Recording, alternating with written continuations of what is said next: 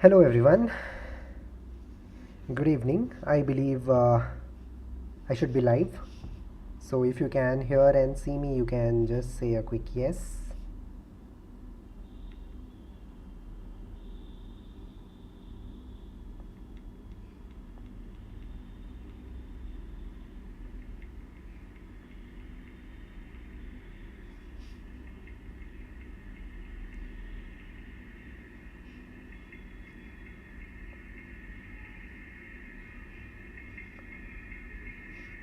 Yeah, can you guys hear as well as see me? Yeah, can you guys? Okay, I believe it should be good.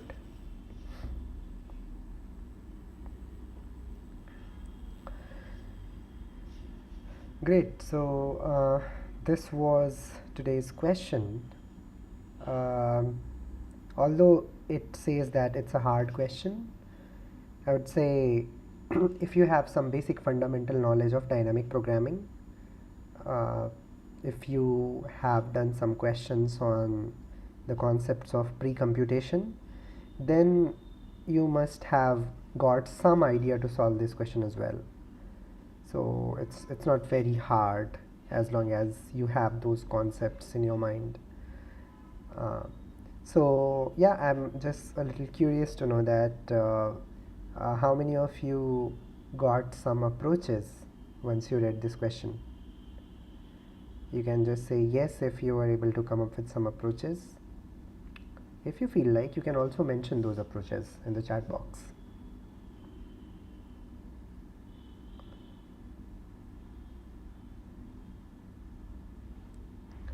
In the meantime, for everyone, we are just going to read this question. So it says that you will be given an integer n. I can see that.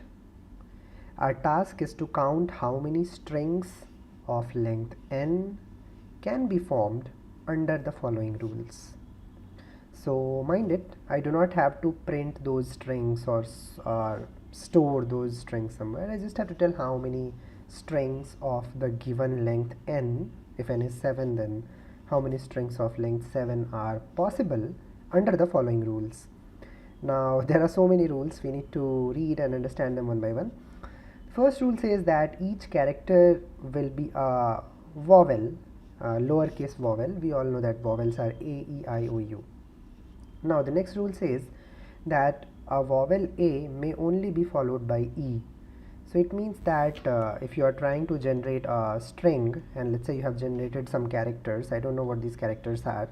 Now if let's say your next character is A, now after A you can only and only have E.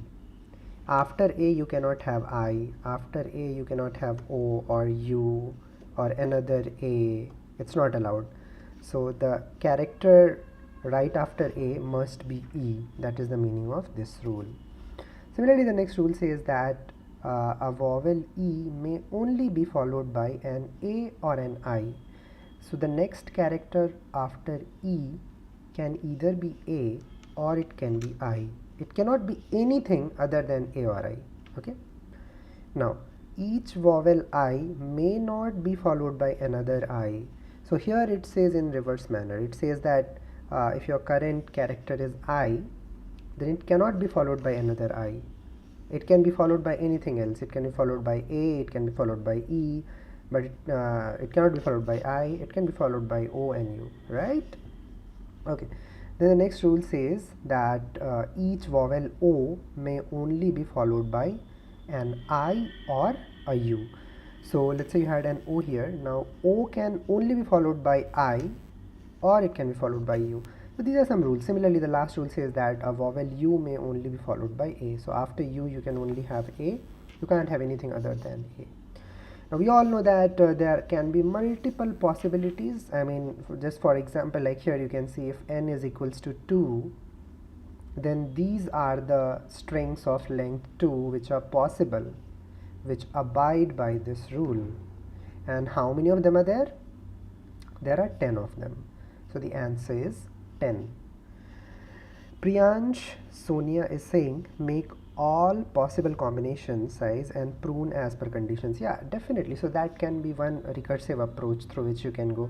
So yeah, thanks for suggesting that approach. So the suggestion from Priyansh is that what we can do is we can use recursion to generate all the possible strings. Now what we can keep in mind is that whenever we are generating the strings, we will follow these rules. So what it means is, let's say you have to generate a string, or you have to generate the strings of length 3, and so far you have generated EA. Now once you have generated EA, now you are on the hunt for your next character. So can you tell me how many possibilities you have for your next character if you have to follow this rule, these rules?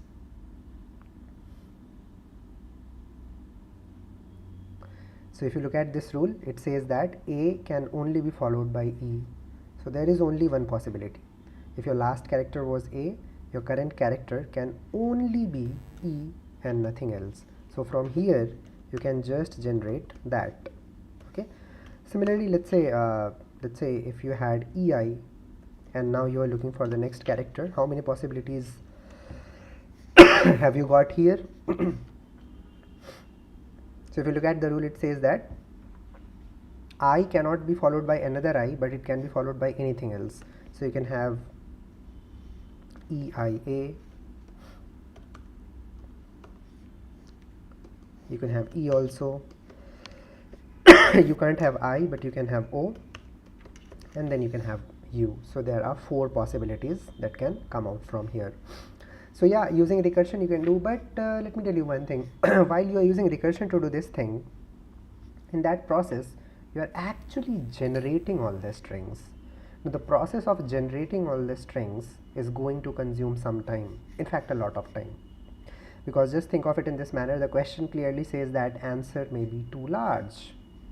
So if answer may be too large, that means you will end up generating too many strings, and if you do that, you will end up getting time limit exceeded, memory limit exceeded, and all such sorts of things. So recursion is not the way to go, right? We need to come up with something much more efficient. Is it clear? Is it clear to everyone that why recursion will not suffice here? It will clearly not suffice. If you look at the value of n, it can go up to 10 raised to power 4, and if your time complexity, using recursion mostly you get a time complexity which is exponential. In that case you will TLE. Okay, so can we do something better? Anything better? Think of it in this manner. All the possibilities that you have, they can be categorized into, I would say, 5 different buckets. I can say the first category is that which ends with A.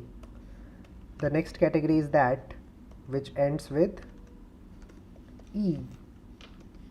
The next category is that which ends with I. Similarly, ends with O, and finally ends with U, right? So there will be some strings in this category. Like if you're talking about, let's say, if you're talking about n equals to 2, then can you tell me how many strings are there in this category which are valid strings and they end with A? How many of them can you see here? I can see this, I can see this, and I can see that. So there are 3 strings that are present over here. Similarly, how many strings are here which end with E? 1, 2, and that's it. Come on, you can keep telling me quickly. How many are ending with I?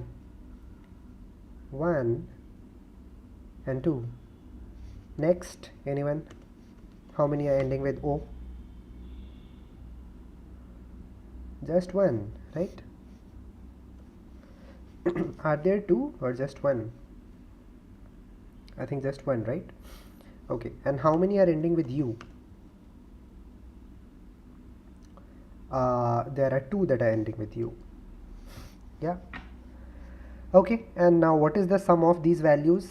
3 plus 2 is 5, plus 2 is 7, plus 1 is 8, plus 2 is 10. So there are all 10 possibilities.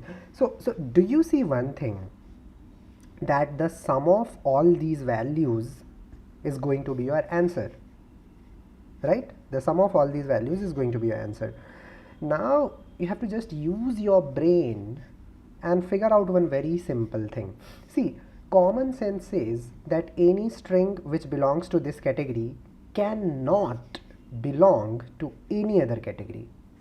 Why? Because if there is a string whose last character is A, of course its last character cannot be E, I, O or U. Similarly, any string which belongs to this category cannot belong to any other category. So there are no duplications or intersections or overlaps across these categories. So simple sum of them will be the answer. So this point is very, very important.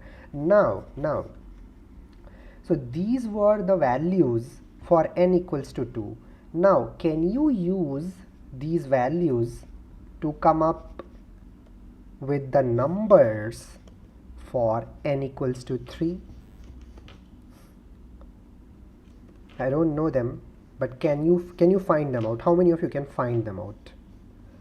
By reflecting back at these numbers, which are for n equals to 2, can you generate these numbers which are for n equals to 3? How many of you believe that it is possible to do so? Just say yes if you believe it is possible to do so. Okay, Aman is saying yes, it is possible. Others, what do you feel? Yes or no? You know, this is where dynamic programming comes into picture. And even if you do not know about, how many of you do not know anything about dynamic programming, or you are just an absolute beginner in dynamic programming? How many of you are like that over here? Can you just say a yes to let me know? So I want to tell you one thing. You do not need to be great at dynamic programming to understand this question, because it's just a common sense. The basic idea of dynamic programming is that if I know the values for smaller n, can I use those to generate the values for a larger n? This is the idea of dynamic programming. If you can somehow do that, then your job is done. So it's not a rocket science. Dynamic programming is never a rocket science. It's very simple. It's very, very intuitive. So if you look at it, I want to know that how many strings of length 3 will be ending with A. Now think of it in this manner. If I pick any string of length 2 and attach one more character at the end, what will I get? I will get a string of length 3. So it means that if at all I can generate any valid string of length 3, it can only be generated from these strings. It is common sense, isn't it? Because you cannot take an illegal string of length 2 which violates these rules and then attach some character at the end. So it means that, yeah, these are the characters, these are the strings which are going to give you strings for n equals to 3 also. Now think of it in this manner. If you reflect back at these rules, what do these rules say? Which kind of strings can end with A? Let us understand that. String that is ending with A cannot end with A, because it says that A can only be followed by E. So of course this category, I mean the strings that belong to this category, like that or that, cannot fall here. I mean you cannot attach an A over here. You cannot attach an A over here. Okay, how about this? How about this category? It says that if you have a string which ends with E, then it can be followed by A and it can also be followed by I. So now let me look at how many of the strings are ending with E. So I can see that 2 of them are there which are ending with E, right? So like this is ending with E, and then this is also ending with E. So I can put an A over here. I can put an A over here. So I can say that all the strings that are belonging to this category can be appended with A as their last character. So I can definitely put this 2 over here. Now let's look at others. So it says that strings that are ending with I can end with anything other than I. Now how many strings are ending with I? Two of them, this and that. Now both these strings can be appended with A. So there are two of them, so I can do a +2 again, right? Cool. Similarly, if you move down here, what it says that if there is a string which is ending with O, it can then be followed by I or U only. So of course these categories cannot come here, because anything that ends with O, I cannot put A after that, right? Similarly, if you look at this, strings that are ending with U, they can be followed by A. For example, this can be followed by A, this can be followed by A. So I can do a +2 here also. Now did you note one thing, that because I knew this, this and that value, so I could easily figure out this value. So I can probably, just to give you much more clarity, I can say number of strings ending with A and having a length of 3 can be mathematically written as number of strings that end with E, and have a length of 2, plus number of strings that end with I and have a length of 2, plus number of strings that end with U and have a length of 2. So whatever I have written here is same as whatever I did here. So what really happened, if you use your brain, what really happened? Because I knew these values, I can use them to generate the values for n equals to 3. Okay, is it making sense? How many of you understood the idea over here? You can just say yes or no if you got that.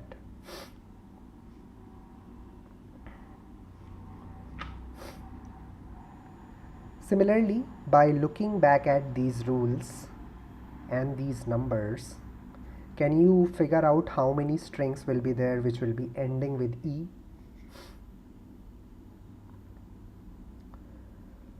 How many strings will be ending with E? So first of all, you can just tell me the answer. What should be the answer according to you?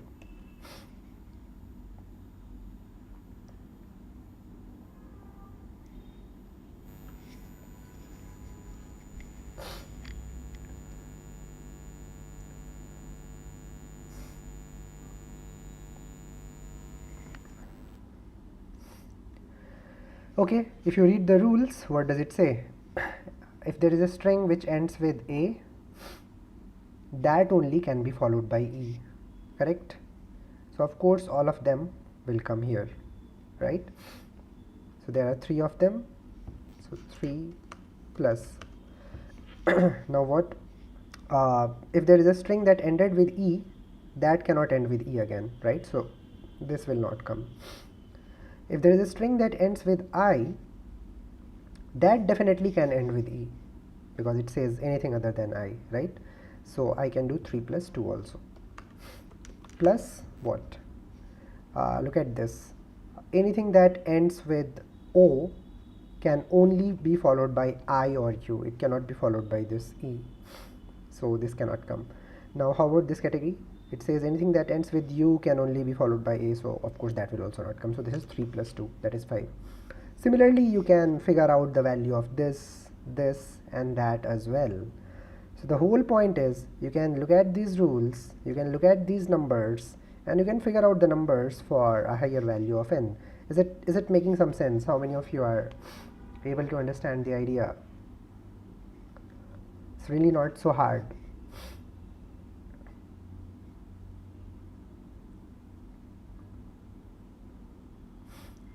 Right. Okay, great. So what does it mean? It means that if we want to solve this question, we have to start from some point.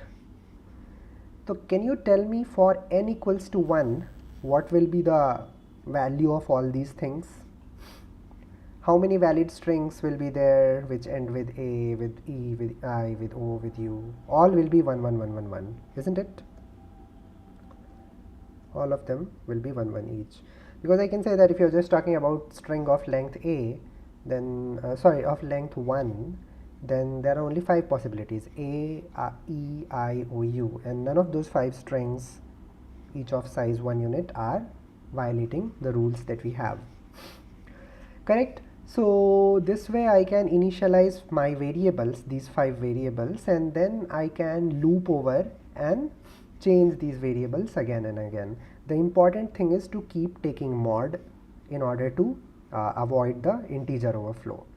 So if you know a little bit about modular arithmetic, if you understand how overflows and all happen, you should be able to take care of this also. Now there is nothing special which is left in code.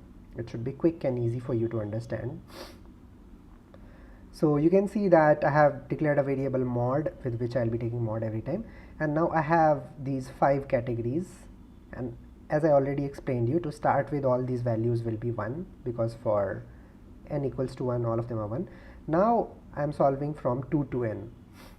So what I'm doing is I'm figuring out that now if I know the answers for I minus 1, can I figure out the answer for I?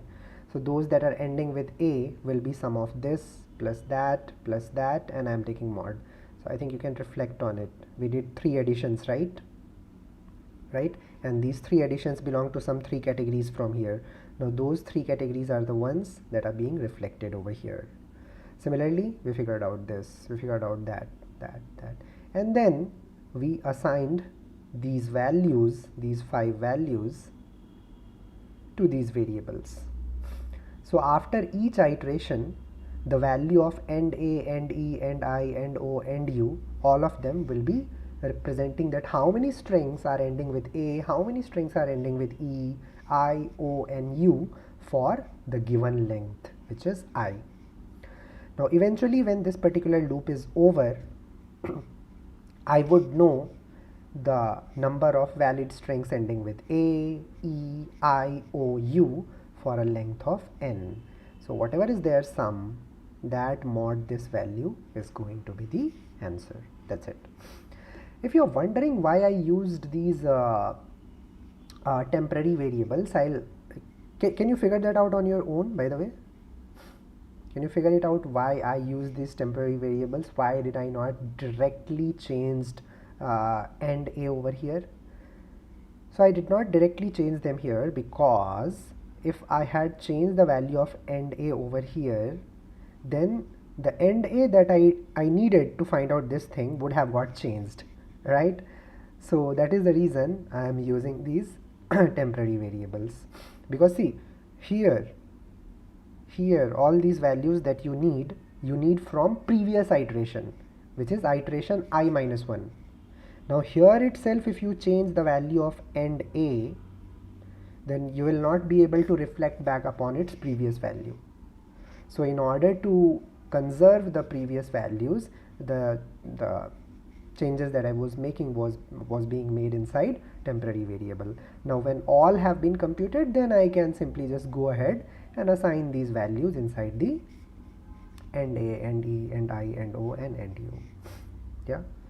Can we store in DP? I think you can use an array if you want, but using an array is not needed. If you use an array, you will end up using some extra space, extra memory. Extra memory, you don't get memory for free, right? So here I am not using extra memory, I am just using 5 extra variables to get the job done. And it's an important optimization in DP, because you can't, you should not go ahead and use extra arrays or 2D arrays in all DP problems.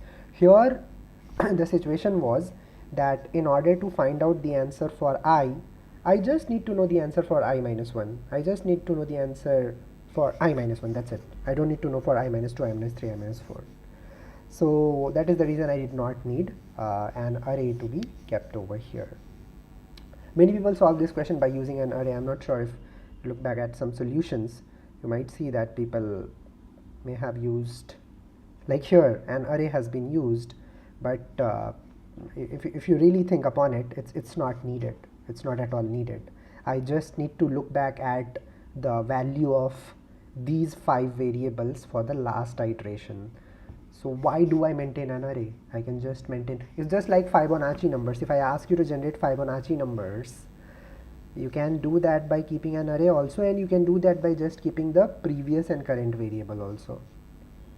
Do you understand the point that I am saying? Why you do not really need an array for the purpose of this question? Yeah.